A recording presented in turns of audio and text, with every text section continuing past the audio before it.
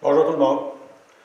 Encore une fois, je vous adresse à partir d'une salle vide, en passant par le média de YouTube. On est content qu'au moins on a ces choses-là à notre disposition pendant ce temps-là d'isolement.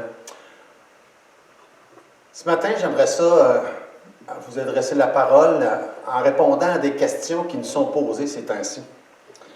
Une des questions qui est le titre de notre étude: est-ce que le COVID-19 est prédit dans la Bible? Je pensais à ce titre-là, puis je pensais peut-être à un autre titre aussi qui aurait été approprié aujourd'hui. Qu'est-ce qui vous fait dire que ça va aller bien? Deux choses là, dont on entend beaucoup parler ces jours-ci. On va se pencher sur ces deux questions-là parce qu'ils sont tous les deux reliés ensemble. Puis il y a des choses intéressantes à aller voir dans la parole de Dieu concernant ces deux choses-là. Peut-être que vous avez déjà entendu l'expression « Entendez-vous à ce qu'il y a de mieux et préparez-vous pour le pire ». Ça, c'est une citation qui vient d'un conférencier, auteur, motivateur qui avait beaucoup de succès dans les années 80-90. Son nom, c'est Zig Ziglar. Et c'est lui qui a dit ça. « Attendez-vous à ce qu'il y a de mieux et préparez-vous à ce qu'il y a de pire ». Et je me disais, quand on entend les gens parler beaucoup ces jours-ci, la phrase « ça va bien aller, ça va bien aller », ça me fait penser un peu à ce slogan-là de Zig Ziglar. C'est sensiblement le même genre de choses dont on entend parler nos politiciens ces jours-ci, puis les personnes en autorité qui nous disent là, que ça risque d'aller vraiment mal, mais qu'on devrait s'attendre à des choses meilleures. C'est pour ça qu'on se fait dire souvent, bien, ça va bien aller, ça va bien aller. Mais d'un autre côté, on se prépare au cas où ça aille moins bien. Et c'est pour ça qu'ils prennent toutes les précautions qu'ils prennent. Puis ça, ce côté-là, c'est certainement une bonne chose. On est conscient que les décisions n'ont pas été faciles à faire, mais ont été prises dans le but d'éviter justement le pire. Maintenant, moi, j'aimerais ça vous suggérer quelque chose ce matin qui est plutôt le contraire de ce que ce monsieur Ziegler-là disait. On devrait s'attendre au pire, mais on devrait se préparer pour le mieux. Et je pense que c'est une autre manière de regarder, puis ça correspond beaucoup plus à ce que la Bible enseigne. Pourquoi je dis ça? C'est parce que la Bible nous dit qu'il va y avoir des choses beaucoup plus pires qui vont venir, et qui vont venir peut-être plus tôt qu'on le pense. Et quand on croit en Dieu, quand on croit dans la Bible, on sait ces choses-là. On s'attend à ce que les choses s'empirent. Depuis des années, on lit dans la Bible qu'il va y avoir des choses épouvantables qui vont venir dans le futur. Donc, on s'attend à ce que les choses s'empirent. Mais de l'autre côté, on devrait être prêt pour ce qu'il y a de mieux. Et je pense que si vous pouvez garder ces pensées-là en tête aujourd'hui, là, puis que si vous pouvez me suivre un peu dans ce raisonnement-là, peut-être que pour l'instant, ça ne vous dit pas grand-chose, mais vous allez voir qu'à mesure qu'on avance, vous allez probablement apprécier les vérités de la parole de Dieu en ce qui concerne ces choses-là. Et quand on parle des choses pires ou des choses meilleures, il y a une période de temps qui s'en vient, selon la parole de Dieu, qui est la meilleure période de temps que la terre n'a jamais connue. Et ça, la Bible parle de ça comme étant le royaume. Et ça, c'est sûr que ça, il n'y a rien de mieux qui pourrait arriver. Puis c'est la chose la meilleure qui va arriver un jour. Et quand j'entends la phrase « ça va bien aller », moi, je pense à ça. Ça va bien aller un jour, quand on va se retrouver dans le royaume de Dieu sur la terre, que la Bible appelle le millénium, ou qu'on appelle le millénium, qui correspond à ce royaume-là de 1000 ans. Mais par contre, ça nous dit qu'avant ça, il faut s'attendre qu'il va y avoir des jours beaucoup, beaucoup plus sombres, et beaucoup plus sombres et beaucoup plus difficiles que ce qui se passe dans le moment. Fait que je ne voudrais pas décourager personne, et j'espère que vous n'avez pas déjà décidé d'arrêter d'écouter, parce que mon but, c'est justement de vous encourager et de vous faire voir que, oui, la Bible parle des jours pires qui s'en viennent, mais il y a quelque chose de tellement mieux qui s'en vient plus tard et que ça vaut la peine d'être prêt pour ça. Et je pense qu'en même temps, qu'est-ce qui est vraiment important, et c'est pour ça que je voulais adresser ce sujet-là aujourd'hui, c'est qu'il ne faut pas se faire de fausses illusions. De répéter toujours la phrase « ça va bien aller, ça va bien aller ». Et ça fait penser justement à un autre communicateur de ces mêmes années-là qui faisait des discours puis essayait de motiver les gens. Son nom, c'est Normand Vincent Peale. Et puis lui, justement, il a écrit un livre qui s'appelle « Le pouvoir de la pensée positive ». Puis, quand j'entends la phrase « ça va bien aller », c'est l'impression que j'ai, c'est que les gens sont convaincus que si on propage des bonnes pensées ou des bonnes ondes, comme les gens disent, que ça va contribuer à ce que ça aille bien, puis ça, mais c'est faux. C'est faux. Les bonnes ondes ou les bonnes pensées que les gens pensent, ça ne change pas rien. Peut-être que ça peut encourager quelques personnes, mais ça, je ne mets pas ça en doute, mais ça ne changera pas la situation. La pensée positive n'a pas ce genre de pouvoir-là de changer les choses. Mais c'est évident qu'il y a beaucoup de gens qui pensent ça, puis au lieu de centrer leur attention sur un Dieu tout-puissant à qui on peut s'adresser pour prier, on a l'impression que juste d'avoir des pensées positives ou des bonnes ondes, ça peut faire quelque chose. Fait que ça, c'était une des choses que je voulais aussi qu'on puisse réfléchir dessus à mesure qu'on avance aujourd'hui avec cette étude-là. On va prier. Seigneur notre Dieu, on est reconnaissant de l'opportunité qu'on a d'ouvrir ta parole, l'opportunité qu'on a aussi de pouvoir, en tant que chrétien, avoir accès à des médias comme l'Internet, comme YouTube, pour pouvoir propager ta parole. Et Seigneur, on est content et on te rend grâce qu'on a encore cette liberté-là, que les personnes en charge, les autorités ne nous enlèvent pas ce privilège-là qu'on a de propager ta parole. Et je te prie que cette même parole aujourd'hui puisse encourager, fortifier et transformer des vies. C'est dans le nom de Jésus que je te demande ces choses. Amen. Oui, il y a une chose qui est vraie, ça va bien aller un jour. Oui, dans le sens où on espère, en tout cas avant longtemps, sortir de cette crise-là, puis retourner à ce qu'on appelle une vie normale. Maintenant, on se fait dire, puis je le crois, la vie normale risque d'être différente de ce qu'on a connu comme vie normale avant. Maintenant, peut-être, en tout cas, on se fait dire des choses comme, ben là, les gens, là, on ne devra plus se serrer la main, par exemple. Les rassemblements de telle grandeur, peut-être, vont être encore défendus pendant longtemps. Il y a plusieurs choses qui risquent d'être différentes pendant longtemps. Et pour moi, en tant que chrétien, une des choses que je me demande, c'est quand est-ce qu'on va pouvoir se rassembler en tant qu'Église? Et plusieurs le disent, puis moi, j'en suis un. J'ai hâte. Et est-ce que ça, on va avoir des restrictions? En tout cas, ça, c'est quelque chose qui plane au-dessus de nos pensées. Beaucoup de gens se questionnent sur plein d'autres choses. Par exemple, on remet en question l'idée de la fragilité de la vie. On se rend compte que ça ne prend pas grand-chose pour tout pour déranger notre vie là, à tout le monde, à tous les jours. Les gens se posent des questions sur la force de l'économie. Quand est-ce que ça va reprendre, puis que ça va avoir de l'air? Le système de santé publique, on a un beau système de santé publique ici au Québec. Est-ce qu'il va passer au travers de ça? On se rend compte par les nouvelles qu'on entend chaque jour des demandes de la part du premier ministre pour que les spécialistes, les médecins spécialistes aillent faire le travail des préposés bénéficiaires. C'est quand même spécial quand on entend ça. Notre filet social, est-ce qu'il va rester comme il est ou est-ce qu'il va se retrouver plein de trous parce que avec les argents qui sont dépensés ces jours-ci, ça risque de l'affecter à très long terme.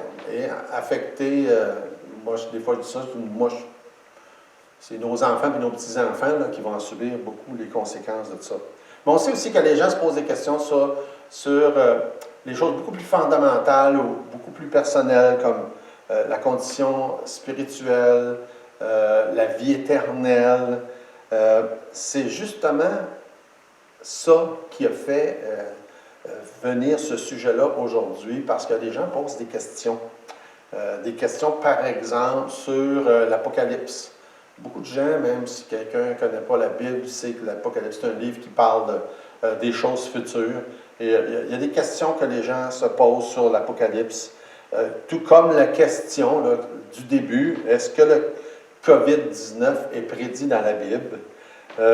Ou encore, d'une manière un peu différente, est-ce que le COVID-19 correspond à des prédictions du livre de l'Apocalypse?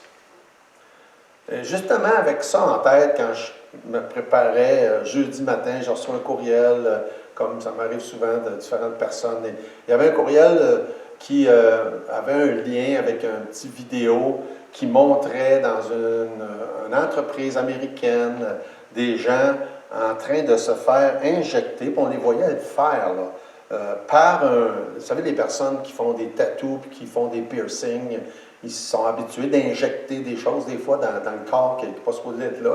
Puis des gens qui se font faire des bosses, toutes sortes de choses. En tout cas, ces gens-là sont habitués à injecter dans le corps. Puis là, on le voyait, ce monsieur-là, qui avait une aiguille assez grosse, injecter une micropuce dans la main d'une personne. Puis il y avait toutes les autres personnes en file qui attendaient pour se faire injecter ça. Puis ensuite, il nous montrait à quoi ça servait. Il y avait une machine distributrice dans cette entreprise-là, puis la personne arrivait avec sa main, puis il faisait juste passer la main en avant, puis il pouvait acheter, je ne me souviens plus c'était quoi, une barre de chocolat, puis c'était déduit automatiquement de son compte. Puis, en tout cas, c'est une vidéo qui date de 3 ans et qui montre une technologie qui existe depuis quand même assez longtemps, dont on entend parler de temps en temps, qui est beaucoup utilisée chez les animaux et qui se rapproche ou se rapporte à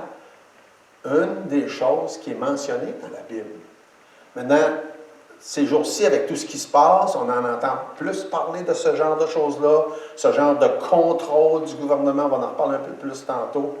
Mais cette micropuce-là en particulier, puis cette manière de l'utiliser qui peut aller chercher ou déduire directement de l'argent dans un compte, ou je suppose, dans cette entreprise-là, ils s'en servent aussi pour faire les paies puis avoir l'argent déposé dans les comptes.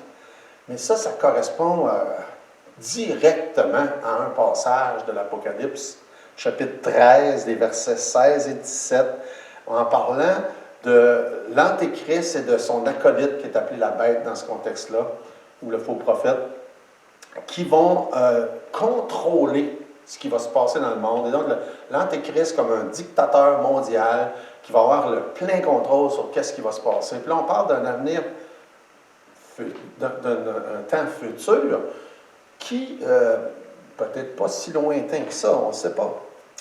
Ça dit, verset 16, « Et elle fit, en parlant de la bête, que tous, petits et grands, riches et pauvres, libres et esclaves, reçoivent une marque sur leur main droite et sur leur front, et que personne ne puisse acheter ni vendre sans avoir la marque, le nom de la bête ou le nom de son nom. » Quand ça a été écrit il y a à peu près 2000 ans, c'était absolument impossible d'imaginer comment ça pourrait prendre forme. Mais il y a 100 ans non plus. Ça ne fait pas si longtemps qu'on est capable de comprendre comment ça va pouvoir se mettre en place. Aujourd'hui, non seulement on comprend, mais on se rend compte que c'est disponible. C'est accessible. Maintenant, que ce soit le cas dans une entreprise, qu'on en fasse l'utilisation, ou je ne sais pas à quelle échelle c'est fait là, dans différents endroits, c'est une chose. Mais qu'est-ce qu'on parle dans l'Apocalypse chapitre 13? Ça dit tous, tout le monde, tous les individus de toute la terre qui vont être présents à ce moment-là vont recevoir quelque chose. Est-ce que ça va être un cas d'abord? Moi, j'ai comme l'impression que ça va peut-être ressembler à ça. Est-ce qu'elle va être une micropuce? Je ne le sais pas. Tout ce que je sais, c'est que c'est disponible. Ça existe. c'est faisable. Et ce qui est prédit qui va se passer dans ce temps-là, ça pourrait bien se passer maintenant. Là, il y a plusieurs autres choses là, qui sont prédites dans l'Apocalypse qu'on en voit là, beaucoup des symptômes déjà apparaître dans notre environnement. Ce fait-là de ne pas pouvoir ni acheter ni vendre avec quelque chose qui est sur la main ou sur le front. On le sait, c'est facile à comprendre aujourd'hui. La technologie est accessible et disponible pour ça. Le contrôle d'un gouvernement mondial qui gère les allées et venues, qui sait qui va où, qui fait quoi. On est conscient qu'il y a des autorités dans certains pays qui sont en train de le faire déjà. On entend parler beaucoup de ce qui se passe en Chine dernièrement. Et beaucoup de commentaires ont été faits sur leur manière de gérer la crise du COVID et qu'eux, ils l'ont l'affaire. Puis on regarde, on vante la Chine comme jamais de nos jours, à cause qu'ils ont des systèmes de reconnaissance faciale, ils ont des systèmes où ils ont des caméras partout apparemment. Ils sont capables de reconnaître juste avec le film ou la photo d'une personne, ils savent qui c'est, son numéro d'assurance sociale, probablement son compte en banque et tout le reste. Puis, surtout avec le COVID, il y avait des applications avec les cellulaires des gens. J'ai vu un petit vidéo l'autre jour. Ils voyaient, on peut voir en temps réel. C'était rouge si quelqu'un avait été infecté, jaune s'il avait été en contact avec quelqu'un d'infecté, puis vert s'il était correct. Puis ça, quelqu'un aurait pu vérifier ça pour quelqu'un d'autre qui était proche de lui dans des transports en commun, par exemple. C'est fou, là. Tout ce qui est faisable, accessible, disponible, et comment les gens, comme la Chine, contrôlent ce que les gens peuvent faire. On nous dit même que, je ne sais pas si c'est dans tous les aéroports, il y a de la reconnaissance faciale, au lieu que les gens aient des cartes d'embarquement et qu'ils montrent leur passeport, ils rentrent dans l'aéroport avec l'image de la face, ils savent tout à leur sujet. Mais ça fait longtemps qu'on sait que la Chine, il y a des choses comme ça qui se passent. Maintenant, ce qui est frappant de nos jours, c'est qu'avec la crise du COVID, les gens regardent à la Chine et disent « Wow, c'est-tu beau comment est-ce qu'ils ont fait ça? » Puis on entend parler ici, aux États-Unis, dans les pays occidentaux, des gens en autorité qui disent « Mais peut-être que nous aussi, on devrait se servir de certaines de ces choses-là et enfreindre la liberté des gens en sachant ce qui se passe dans leur vie, entre autres au sujet de la maladie, mais un coup qu'on commence ça, jusqu'où ça va aller, on ne sait pas. » Pourquoi je mentionne ça? C'est juste pour montrer qu'une pandémie comme celle du coronavirus qui amène la maladie du COVID-19 est une plateforme extraordinaire pour mettre en place certaines affaires que ça fait longtemps dont on entend parler, puis qu'on se dit, bien, ça ne pourra jamais se faire, ou comment est-ce que ça pourrait se faire? Les gens ne l'accepteront pas. Alors, regardez comment est-ce que les gens acceptent les contraintes dans lesquelles on est là, depuis quelque temps. C'est impressionnant. Et ça nous donne une idée que, oui, ça va probablement passer comme ça, quand ça va venir le temps qu'il va y avoir ce leader mondial dont la Bible parle, qui est l'Antéchrist. Ce qui revient souvent dans soit les différents médias, ou bien, je ne parle pas des médias, là, je parle des médias sociaux, ou bien les courriels que je reçois, des messages qui passent. Les gens parlent souvent d'Apocalypse, chapitre 6, chapitre 8, en guise soit de questions ou de commentaires sur est-ce que ce qui se passe aujourd'hui, ça a rapport avec ce que ça dit dans ces passages-là. Et dans les deux passages, dans le chapitre 8 et chapitre 6, il y a question des trompettes qui annoncent des jugements, puis il y a aussi question dans le chapitre 6 de cheval, de cavalier qui amènent les jugements. Et juste lire quelques-uns de ces passages-là pour faire le lien. Dans Apocalypse chapitre 6, verset 5, il est question d'un cheval noir, et il se dit au verset 6, celui qui le montait, verset 5, ça dit tenait une balance dans sa main. J'ai entendu au milieu des quatre êtres vivants une voix qui disait une mesure de blé pour un denier et 3 mesures d'orge pour un denier, mais ne fait point mal à l'huile et au vin.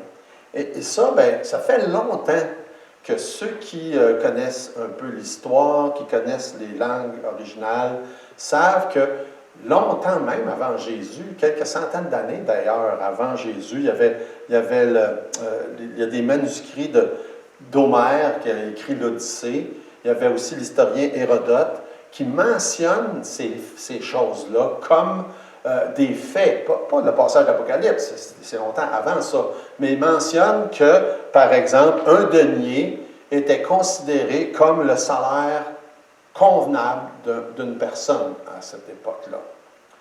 Et aussi, dans ces écrits-là, il est mentionné que 3 mesures d'orge, c'était ce qu'un soldat moyen recevait comme ration pour le soutenir. Là. On ne parle pas des repas de luxe, là. On parle juste pour pouvoir rester en vie, le soutenir. 3 mesures d'orge, c'était pour sa subsistance. Ça fait que quand dans l'Apocalypse, ça nous mentionne que dans la fin des temps, un des fléaux, puis une des choses qui va se passer, c'est qu'on va être à une époque où le salaire d'un homme va suffire seulement à fournir sa propre nourriture, juste ce qui est suffisant pour sa subsistance dans une journée. Ça veut dire que ça ne va pas bien. Je ne sais pas si des fois vous pouvez réaliser jusqu'à quel point ça voudrait dire, par exemple, quelqu'un qui fait, prenons là, quelque chose qui est proche du salaire moyen, là, 200 $ pour une journée. Bien, ça voudrait dire que si un homme fait 200 $ pour une journée et que sa conjointe fait 200 $ pour une journée, mettons, que les 400 $ là, suffiraient juste à les nourrir les deux pour la journée. C'est ça que ça veut dire. Ça, on parle d'un temps où ça va pas bien. Là. On parle d'une économie complètement à terre. On parle d'une époque de famine. On parle d'une situation, puis on parle de quelque chose qui se passe mondialement. Ça, c'est ce que la Bible dit qui va se passer à un moment donné, dans un avenir peut-être pas si lointain. Fait que oui, ça va pas bien aujourd'hui, là, avec ce qui se passe avec la crise, la pandémie. Mais là, on parle d'un temps que ça va aller pas mal plus mal. C'est ça. Ça, c'est les choses qu'il faut qu'on puisse arriver à garder en perspective. Ça ne va pas bien aller pendant ce temps-là. Maintenant, ça nous parle dans le chapitre 6 aussi, au verset 8, d'un cheval vert qui amène des fléaux. Puis ça nous parle, dans le verset 8, d'un quart de la population mondiale qui va mourir. J'aime beaucoup les applications ou les sites Internet comme World Meter. Je ne sais pas si vous connaissez ça. World Meter, je trouve ça toujours drôle chaque fois qu'on va là parce qu'on voit la population mondiale en temps réel. Fait qu'on voit le chiffre, ça monte comme ça. Ça nous dit le nombre de naissances, le nombre de morts, je ne me rappelle plus tous les items, là. Puis ça nous montre la population, puis ça monte. Puis je vérifiais là, justement ce matin, samedi matin, plutôt, et puis c'est la population mondiale des 7 milliards 778 millions. Maintenant, probablement que sous peu, là, ça va être 779 millions. Si ce que ça dit dans Apocalypse chapitre 6 devait arriver maintenant, aujourd'hui, cette semaine, cette année, ça veut dire ça qu'il y a près de 2 milliards de personnes qui mourraient. Quand on réfléchit là-dessus, on se dit, ouf, ça ne va pas bien aller à ce moment-là. Ça ne va pas bien aller. 2 milliards de population, ou presque, à 5 millions près. C'est pas drôle. Maintenant, quand on arrive au chapitre 9 de l'Apocalypse, là, il est question d'1 tiers de la population qui meurt. C'est pas clair si c'est 1 tiers après le 1 quart ou si c'est le 1 tiers. C'est rendu à 1 tiers au complet. Un ou l'autre, c'est des chiffres tellement hors de ce qu'on peut imaginer. Mais et aussi dans le chapitre 9, quand il parle d'1 tiers, c'est comme la conclusion d'une longue liste d'1 tiers. C'est pas juste le nombre de personnes. Au chapitre 8, ça nous dit 1 tiers de la terre est brûlée, 1 tiers des arbres est brûlé, toute l'herbe verte est brûlée, 1 tiers des créatures qui étaient dans la mer vont mourir, un tiers des navires vont être détruits, un tiers de la lumière du soleil qui va disparaître, un tiers de la lune, un tiers des étoiles. C'est vraiment, quand on se met à réaliser ça, c'est des proportions tellement immenses. C'est même pas des choses qu'on est capable d'imaginer quand on lit ces choses-là. Je pensais justement le fait que ça correspond à un désastre environnemental épouvantable. De nos jours, les gens disent, avec ce qui se passe, on n'a jamais rien vu de pareil. Ce qu'on voit dans Apocalypse chapitre 6 et Apocalypse chapitre 8, c'est de loin, et de loin, des milliers de fois pire que qu'est-ce qui se passe aujourd'hui. S'il y a des gens qui vivent aujourd'hui, qui vivent encore à cette époque-là, parce qu'on ne sait pas quand ça va arriver, ils vont peut-être même regarder à ce qui se passe aujourd'hui en disant « Ah, ça, c'était le bon vieux temps. » Ce n'est pas des farces quand on pense à ça, là. Ça nous donne une idée des proportions. Fait quand on entend dire « Oh, ça va bien aller », bien, peut-être que ça va bien aller, comparé à aujourd'hui, peut-être que dans 2 semaines, dans 1 mois, dans 6 mois, peut-être qu'on va pouvoir dire « Ouais, ça va pas mal mieux que ça allait. » Et tant mieux, j'espère. Mais soyons bien clairs que si on croit ce que la Bible dit, il s'en vient des moments où ça va aller bien plus mal. Bien plus mal. Le seul temps, selon la Bible, où ça va vraiment bien aller sur la terre, c'est pendant le royaume. Ça va durer 1000 ans. Il n'y a pas d'autre temps dans toute l'histoire du monde où que ça va vraiment, vraiment bien aller. Juste pour vous situer, peut-être que vous n'êtes pas tout clair dans ces choses-là. Selon ce que la Bible enseigne, aujourd'hui, au moment où on se parle, on a une période de temps qui s'appelle l'Église. La prochaine chose qui s'en vient, qu'on attend avec hâte, ce qu'on appelle la bienheureuse espérance, c'est l'enlèvement de l'Église. Après l'enlèvement de l'Église, la Bible parle de 7 années de tribulation. Les 7 années de tribulation correspondent à une bonne partie de l'Apocalypse. Puis les passages qu'on a lus tantôt, chapitre 6, chapitre 8, chapitre 9, c'est des choses qui vont se passer pendant les 7 années de tribulation. Ensuite, ça dit qu'au début, Jésus vient chercher l'Église, l'Église part avec Jésus dans les airs, puis ensuite, il est question que Jésus revient sur la terre. Il revient avec l'Église pour établir son royaume, le royaume de 1000 ans. Et quand Jésus parle de ça dans les évangiles, il parle de ces événements-là, puis il parle de ce qui s'en vient, puis il est question de signes de ces choses-là, de la fin des temps, puis du royaume, puis des tribulations. Puis, il parle de ce qui va arriver vers la fin, puis il compare ça aux douleurs de l'enfantement. Les douleurs d'enfantement, c'est justement, notre fille a accouché la semaine passée. Non, on a eu 6 enfants, fait que j'étais présent pour assister. Puis, normalement, puis c'est pas tout le monde exactement pareil, mais la plupart des femmes connaissent des contractions qui sont de plus en plus rapprochées, de plus en plus intenses. Et quand Jésus parle de ce qui s'en vient dans la fin des temps, ça va être de plus en plus rapproché, de plus en plus intense. C'est ce qui va se passer. Et quand on regarde ce qui se passe aujourd'hui, on se dit, puis si on analyse ça froidement, on se dit, là, à date du 17 avril, il y avait 142 000 morts dans le monde à cause du COVID. C'est pas la pire chose que le monde a connue. On nous dit qu'il y a un siècle, la grippe espagnole, il y a 100 millions de personnes qui sont décédées. Fait qu'on n'est quand même pas dans des proportions qui ressemblent à ces choses-là. Mais pourtant, l'effet est réel, la panique est réelle, les institutions, les magasins, les restaurants, les églises et combien d'autres choses sont fermées et ça va avoir un impact pendant longtemps, longtemps. Et on peut analyser ça de toutes sortes de manières, puis oui, on voit, on entend des inconséquences sur la manière que c'est traité. On a l'impression que c'est c'est traité d'une manière avec beaucoup plus sévère que qu'est-ce que ça aurait pu être. Mais ça, évidemment, j'aime mieux laisser ces raisonnements-là aux experts. Beaucoup de gens s'improvisent experts là, ces jours-ci, puis font une analyse ou des conclusions sur tout ça.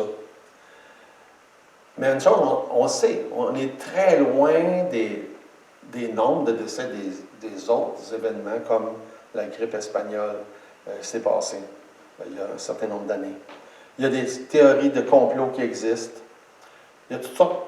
J'entendais encore cette semaine des gens parler que ben là, c'est les grandes compagnies pharmaceutiques qui financent les autorités, puis les experts, puis les docteurs, puis le fait dire que c'est une pandémie, puis pour pouvoir vendre plus de médicaments, puis aussi pour pouvoir vendre un vaccin un jour. J'embarque pas dans ce genre de choses-là, puis ça ne donne rien, de toute façon. De toute façon, ça ne donne rien. Ça va donner quoi de savoir si c'est ça ou pas? Premièrement, ça ne donne rien.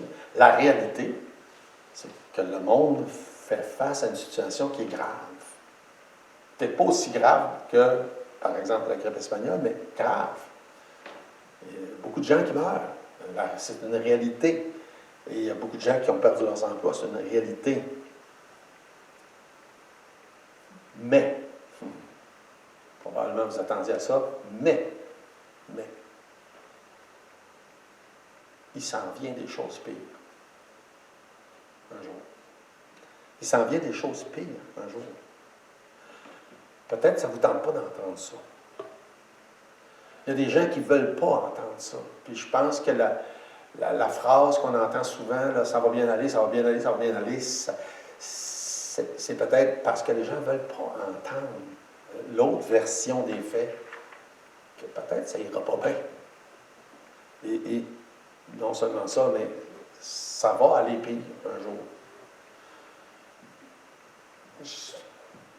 Je sais qu'il y a des gens qui ne veulent pas entendre ça.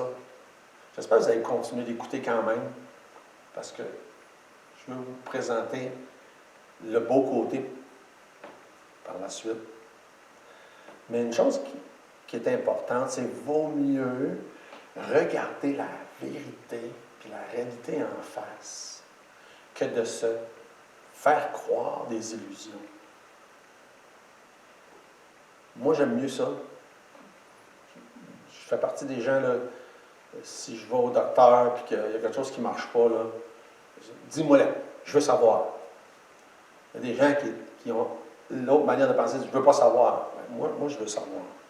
Et je veux savoir. Puis la Bible nous dit qu'est-ce qui va se passer. La Bible nous dit les réponses. La Bible nous dit qu'est-ce qui s'en vient. Et quand on regarde tout ça, on se rend compte que les prophéties de l'Apocalypse ne sont pas si loin de nous qu'on pouvait penser avant. Et tout ce qui se passe ces jours-ci, ça doit servir d'avertissement. Et la Bible nous dit qu'on doit se préparer pour ce qu'il y a de meilleur. Se préparer pour le jour du Seigneur. Pour se préparer pour la vie éternelle. Et c'est la question la plus importante. Est-ce que tu es prêt pour ce qu'il y a de meilleur? Pas se faire l'idée, ça va bien aller, mais es-tu prêt pour quelque chose de meilleur? Es-tu prêt pour passer l'éternité avec Dieu? Es-tu prêt pour rentrer dans son royaume? Ça va bien aller pour tous ceux qui vont avoir reçu par la foi le salut, la vie éternelle, le pardon des péchés, tel que la parole de Dieu nous le dit. Il y en a encore là, dans la même ordre d'idée des autres questions de tantôt, qui disent, c'est-tu un signe, ça, ce qui se passe aujourd'hui? C'est-tu un signe de la fin des temps? La Bible parle des signes. Jésus parle des signes à plusieurs reprises. Il répond justement dans Matthieu chapitre 24, quand il se fait questionner. Il se fait poser 3 questions. Quand est-ce que ça va arriver, ces choses-là, en parlant des choses de la fin? Qu'est-ce qui va être le signe de la fin, du retour de Jésus, puis le signe de la fin du monde? Jésus ne répond pas à la question quand il se fait poser la question. Il répond un petit peu plus tard. au verset 36, quand il dit « Pour ce qui est du jour, de l'heure, personne ne le sait, ni les anges des cieux, ni le Fils, mais le Père seul. » Fait que, disons, personne sur la terre va savoir quand ça va arriver d'avance. On sait que ça va arriver, mais on ne pourra pas dire « Ah, c'est là, c'est là, c'est là. » Personne ne va le savoir. Hein? Fait qu'il ne répond pas à la question directement quand il se fait poser la question de quand, mais par contre, quand il parle, quand il se fait poser la question, il dit « Tu vas avoir des signes du fait que Jésus revient, établir son royaume sur la terre?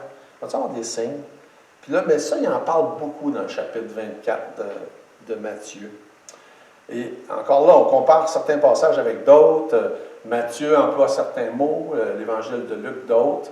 Et dans le même contexte, quand Jésus répond à cette question-là dans Luc chapitre 21, en parlant des signes, il dit un signe qui n'est pas mentionné dans Matthieu 24.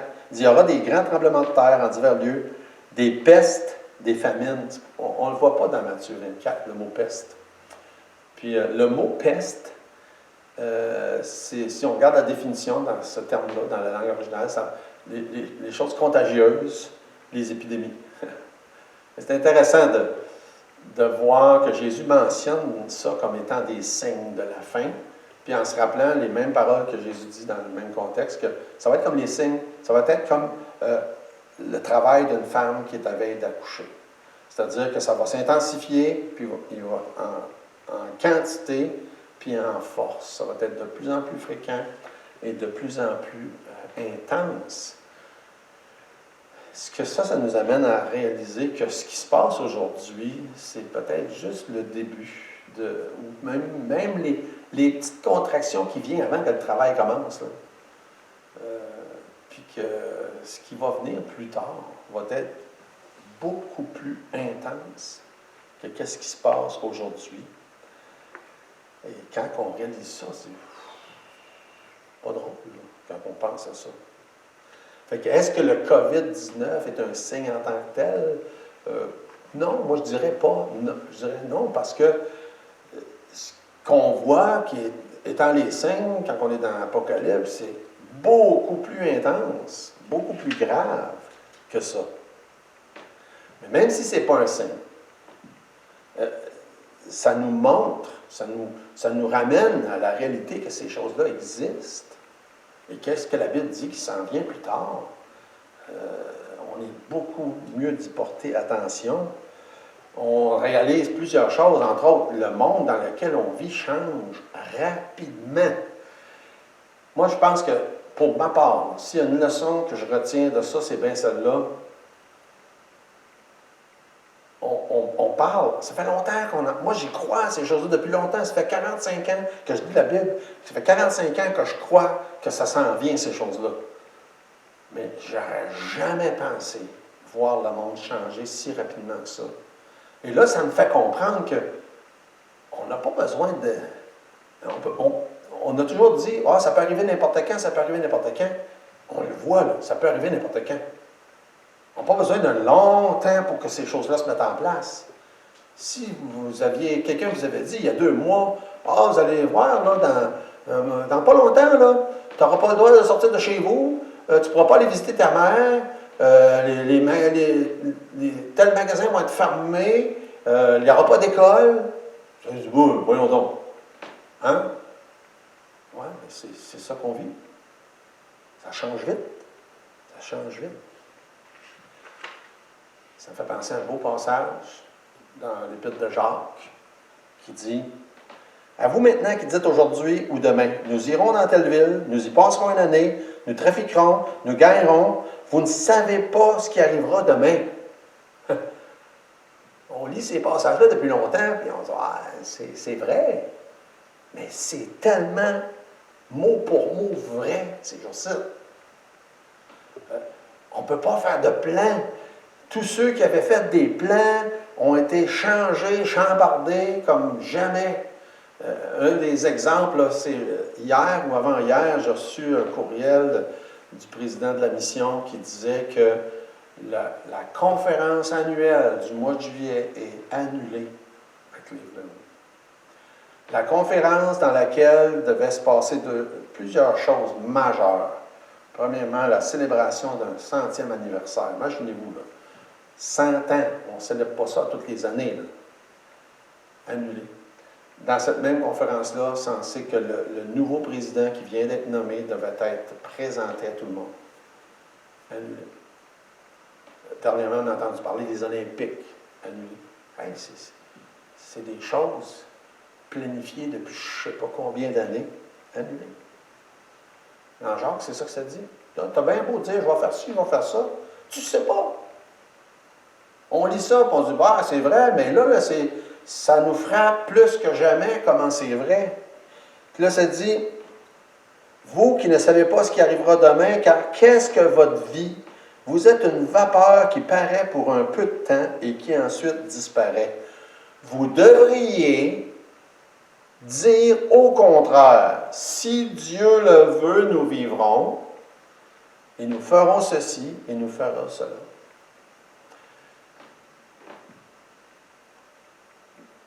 Dieu veut nous t'apprendre à penser à ça, par ce qui se passe. Ouais, vous allez dire, ah, je le savais, je le sais, oui, mais là, on le voit. On le voit plus que jamais on l'a vu. On est en train de réaliser qu'on ne peut pas faire de plan comme on voulait. Combien de gens, là, on va annuler des vacances déjà là, cette année? Là? Je parle juste de vacances, c'est plein d'autres choses.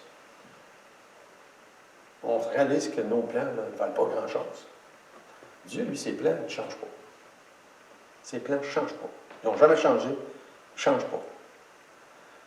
Nous, on est obligés de s'ajuster, de changer nos plans. Ça nous fait réaliser ça. Ça nous fait réaliser la véracité des avertissements de la Bible. On en a parlé à plusieurs reprises, dans l'Apocalypse, dans Matthieu, dans Luc. Plein de passages qui nous avertissent. Telle chose va arriver, telle chose va arriver, telle chose va arriver. Quand on voit ce qui se passe autour de nous, on se dit, oh, ça arrive facilement et rapidement, ces choses-là. Hein? C'est un aperçu de ce qui s'en vient. C'est comme une pratique de ce qui s'en vient.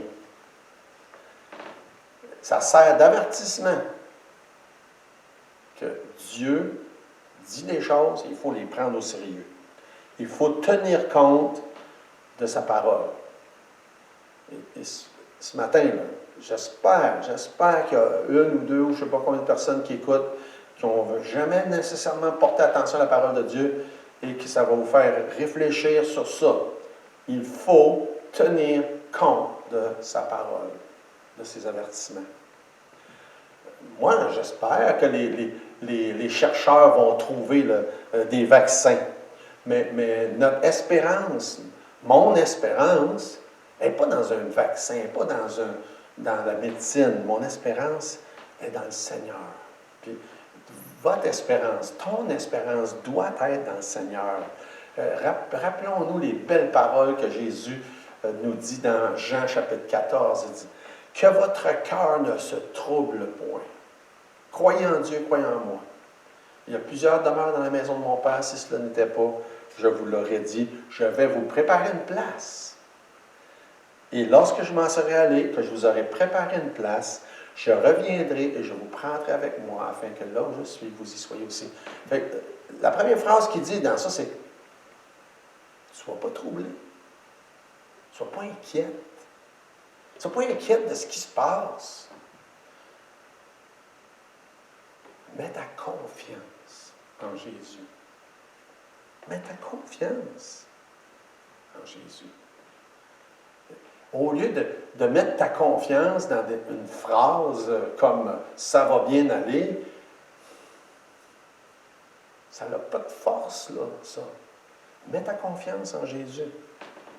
Quel dommage ce serait que tu passes au travers de cette crise, évite d'être malade ou peut-être guéri de cette maladie-là pour mourir par la suite un jour, sans Christ, sans espoir, sans vie éternelle. Ce serait tellement dommage. Mets ta confiance en Jésus. Oui, ça va bien aller. Si tu mets ta confiance en lui. Le seul moyen, c'est par la foi dans son sacrifice pour le pardon des péchés. Jésus a confié une mission à Paul. Et dans Actes des Apôtres, chapitre 26, c'est mentionné clairement c'était quoi sa mission. Il dit, afin que tu leur ouvres les yeux pour qu'ils passent des ténèbres à la lumière et de la puissance de Satan à Dieu, pour qu'ils reçoivent par la foi en moi le pardon des péchés et l'héritage avec les sanctifiés. On a la même mission que l'apôtre Paul. C'est de partager le message d'espérance en Jésus, le pardon des péchés, la vie éternelle.